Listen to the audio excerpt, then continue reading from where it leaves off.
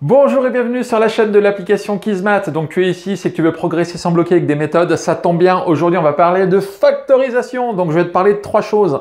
La première, à quoi ça sert? Tu sais Natacha, tu es comme le H de Hawaï. C'est-à-dire? Tu sers à rien. Et non, factoriser ça ne sert pas à rien. Tu verras, il y a plein d'applications dans plusieurs chapitres.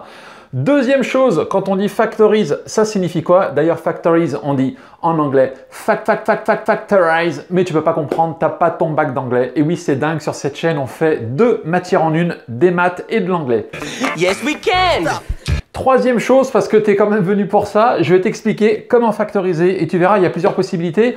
Le facteur commun, c'est ce qu'on va voir dans cette vidéo. Il y a également l'identité remarquable. Tu verras ça dans une autre vidéo sur la chaîne qui s'appellera factoriser identité remarquable. Et également, quand on a un polynôme, une racine et qu'on factorise par un polynôme de degré inférieur, c'est compliqué. T'inquiète pas, c'est facile. Ça sera également dans une autre vidéo sur la chaîne. Et à la fin de cette première vidéo qui va parler de facteurs communs, tu verras, il y aura un lien pour aller sur cette vidéo si tu n'as pas envie de chercher la vidéo sur la chaîne. Et pareil, à la fin de cette vidéo, il y aura un lien pour aller sur cette vidéo. C'est fou. Allez, c'est parti.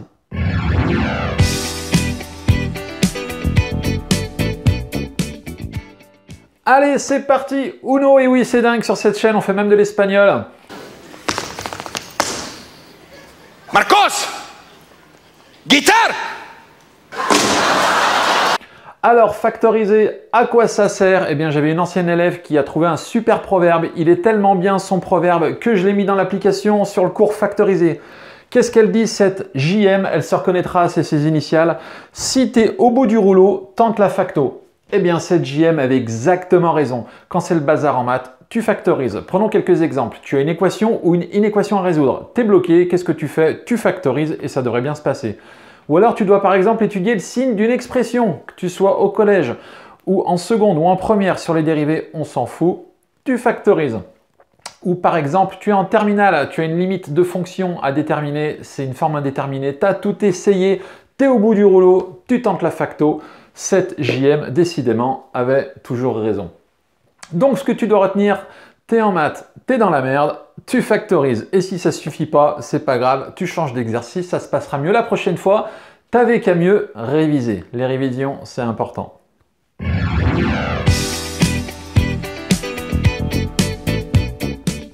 Allez, la suite. Doué. Eh oui, c'est de l'italien.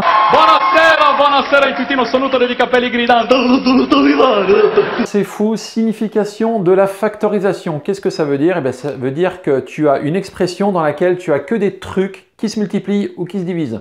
Un truc, c'est quoi? Ça peut être un nombre, ça peut être un nombre avec sa puissance, ça peut être une racine carrée, une fraction, ça peut être une parenthèse dans laquelle il y a dedans ce que tu veux, peu importe, on s'en fout.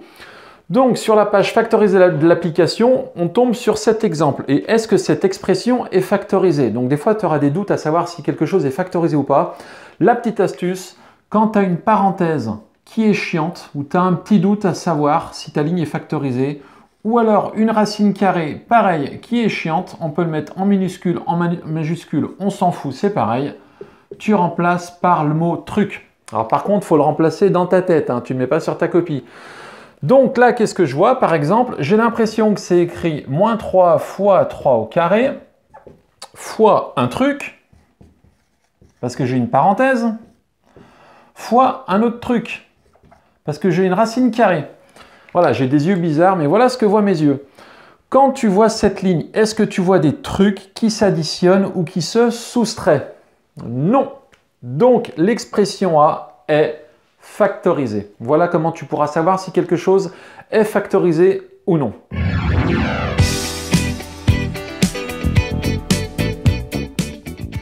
Allez, maintenant, je vais t'expliquer comment factoriser.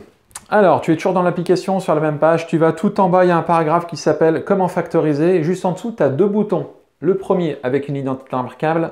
Le deuxième avec un facteur commun. Tu cliques sur le deuxième bouton avec un facteur commun. Je te rappelle, cette vidéo, le but, c'est de t'apprendre à factoriser avec un facteur commun.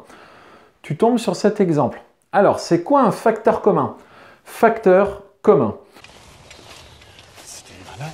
Est-ce que par exemple, 5 peut être un facteur commun parce qu'il y en a un petit peu de partout des 5? On va d'abord regarder le mot commun. Le mot commun, tu regardes paquet par paquet, terme par terme. Donc, on a ce terme-là. Et ce terme-là, si tu as du mal à repérer les termes, tu vas dans l'application sur le cours qui s'appelle Règle d'or. Voilà, tu deviendras le roi des paquets, des fractions, puissance, parenthèse. Alors, le 5, en effet, il est un petit peu dans chaque paquet. Donc, on pourrait avoir l'impression que commun, oui. Par contre, est-ce que ça peut être un facteur? Eh bien, on va regarder. Pour ça, on va tout développer et on va regarder si le 5 est capable de multiplier tout le monde dans sa famille. C'est comme ça qu'on sait si on a un facteur. Donc, on va développer si le 5 est capable de multiplier tout le monde dans son groupe, dans son terme, ça sera un facteur commun. Donc, je développe, je vais faire de la distribution. Si tu as du mal sur la façon de développer, tu vas dans l'application sur le cours qui s'appelle Développer. Ça va t'apprendre tous les cas avec des couleurs, tu vas tout comprendre. Alors, je développe sans sauter d'étape. Plus 7 fois E, plus 7 fois 5. Ensuite, plus 5 fois E. Alors, ce 5, je vais le mettre en vert avec son signe. En maths, je te rappelle que chaque signe appartient à ce qui est derrière. Et de nouveau, plus 5 fois 5. Histoire de ne pas confondre les 5, ils ont chacun leur petite couleur. On se retrouve donc avec 4 termes, 4 groupes. Voilà pourquoi il faut faire ça de tête. Mais tu verras que l'habitude, ça se fait en même pas 10 secondes. On se retrouve donc dans chaque paquet. On va regarder par exemple si le 5, si celui-ci peut être un facteur commun. Qu'est-ce qui se passe dans ce groupe? Ce 5, il a multiplié le 7. Ok, c'est là. Par contre, il n'a pas multiplié le E. Ce 5 n'est pas capable d'aller multiplier ce E. Donc, dans ce groupe, ce 5 ne peut pas être un facteur commun. On va regarder dans ce groupe. Dans ce groupe, il y a 2 5. Je vais par exemple commencer par lui. Lui, on se rend compte que si on développe, qu'est-ce qui se passe? Il est capable d'aller multiplier le E et le 5. Il est capable de multiplier tout ce qui reste. Donc, lui, le 5 qui est en vert, pourrait être un facteur commun. Donc, on a un facteur commun à droite. On va regarder, lui, si ça peut en être un. Si on développe, qu'est-ce qui se passe? Ce 5 noir, il a multiplié qui? Il a multiplié juste le 5 en vert. Il n'a pas multiplié le E. Donc, ce 5 en noir ne peut pas être un facteur commun. Conclusion, on va commencer par ce paquet. Dans ce paquet, on a trouvé un facteur commun. C'est le 5 qui est en vert. Il peut être un facteur. Pardon, il peut être un facteur. Par contre, est-ce qu'il est commun? Est-ce qu'on le retrouve dans l'autre groupe? Eh bien non, il n'y a pas de facteur commun dans l'autre groupe. Voilà, parce que ce 5 ne peut pas être un facteur commun. Bilan, le 5 ne peut pas être un facteur commun. Donc là, tu me dis, bon, ben, dans ces cas-là, qu'est-ce qu'on fait? Il faut qu'on trouve un autre facteur commun. Eh bien, c'est exactement ce qu'on va faire. Alors, du coup, il faut qu'on trouve un facteur commun, un truc qui est dans chaque paquet et qui est capable de multiplier tout le monde si on développe. Eh bien, qu'est-ce qu'on a? Le facteur commun, c'est carrément la parenthèse avec E plus 5. Donc, je colorie ça en vert, comme dans le cours de l'application. Pourquoi c'est un facteur commun, cette parenthèse? Je ne sais pas si tu te souviens, on a donc 2 grosses familles dans cette expression. On appelle ça des termes. Si tu as un doute, tu vas voir le cours Règle d'or. Et ce que j'ai colorié en vert, il y en a bien la même quantité, commun. Il faut qu'il y en ait la même quantité, voilà ce que ça veut dire.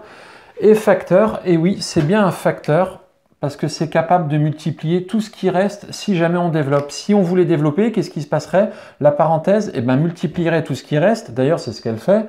Et là, dans ce groupe, la parenthèse, si on développe, on voit qu'elle multiplie tout ce qui reste. Donc, la parenthèse verte peut être un facteur commun. À partir de là, je te donne une méthode inratable qui est dans l'appli.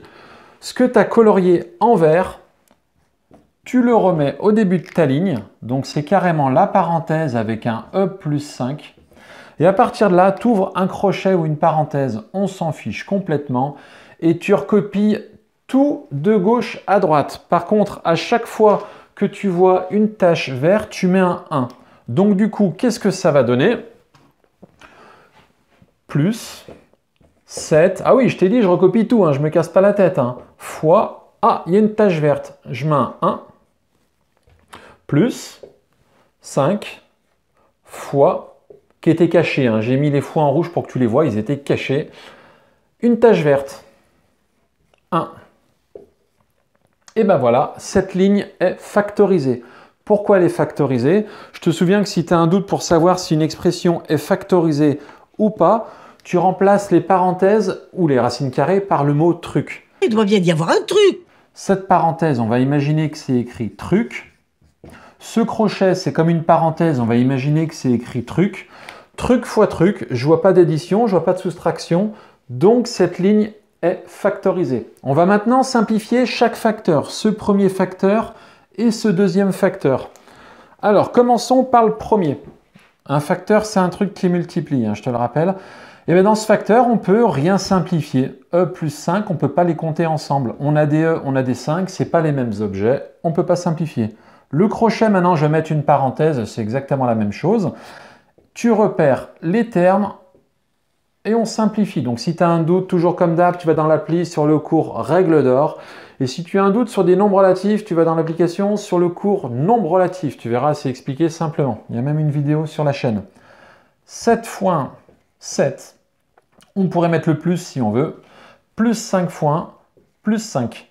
C'est toujours factorisé puisque j'ai un truc fois un truc. Tu vois, c'est écrit au-dessus. Je vais encore simplifier.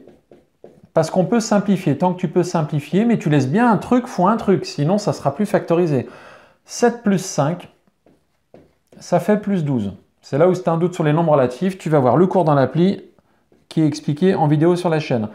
Quand un nombre multiplie une parenthèse, oui, il y a un fois qui est caché ici, on peut écrire le nombre devant. Pourquoi?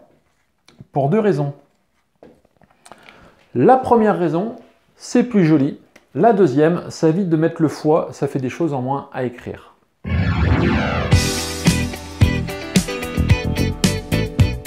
Voilà, ce cours est maintenant terminé. Je te rappelle que dans cette vidéo, je t'ai simplement appris à factoriser avec un facteur commun. Que tu sois de la classe de 4e à la classe de terminale, même après, cette méthode marche tout le temps. Par contre, il y a d'autres méthodes pour factoriser. Si par exemple, tu vas apprendre à factoriser avec une identité remarquable, cette fois-ci, sur l'application, tu ressors de cette page et tu cliques tout en bas, cette fois-ci, sur le bouton qui s'appelle « Avec une identité remarquable ». Tu as tout compris. T'es super balèze. Tu verras, c'est expliqué simplement et en plus, j'en ai fait une vidéo sur la page YouTube de l'application. Donc, pour trouver cette vidéo, soit tu cherches. Non, je te rassure, j'ai mis le lien de la vidéo en bas en commentaire. On n'est pas là pour se casser la tête. Ah oui, j'oubliais. Il a oublié ma femme. Il fait le clown pendant 5 minutes et il oublie ma femme. À la boulette. Si jamais tu es en première ou en terminale et que tu veux apprendre à factoriser avec un polynôme et que tu as une racine et que tu veux faire apparaître un polynôme de degré inférieur, je te rassure, ça a l'air compliqué, mais la méthode est simple. J'ai mis également sur la chaîne YouTube une vidéo à ce sujet. Comme d'hab, le lien est en commentaire, ça t'évitera de la chercher. Tu verras, c'est une méthode plutôt super rapide, une méthode ninja. Ça va te rappeler le festival de Cannes. Et ça va t'expliquer comment factoriser en 30 secondes. Alors, c'est pas toujours accepté dans les lycées, ça dépend des enseignants, mais au moins, ça permet au contrôle de vérifier vite fait en 30 secondes si ton polynôme, tu l'as factorisé correctement. Voilà, si cette vidéo t'a plu, n'hésite pas à mettre un petit pouce bleu. Si tu as des questions ou des commentaires, tu les mets en bas. Si tu veux que je m'occupe d'un cours particulier dans un chapitre particulier de la classe de 4e à la classe de terminale, tu vas dans l'appli, tu vas trouver le mail de l'application, tu m'envoies un mail et je ferai autant que possible un cours sur ce que tu m'as demandé le plus rapidement possible. N'hésite pas également à t'abonner à la chaîne si ce n'est pas déjà fait, à activer la cloche des notifications pour recevoir toutes les prochaines vidéos. Allez, bye bye!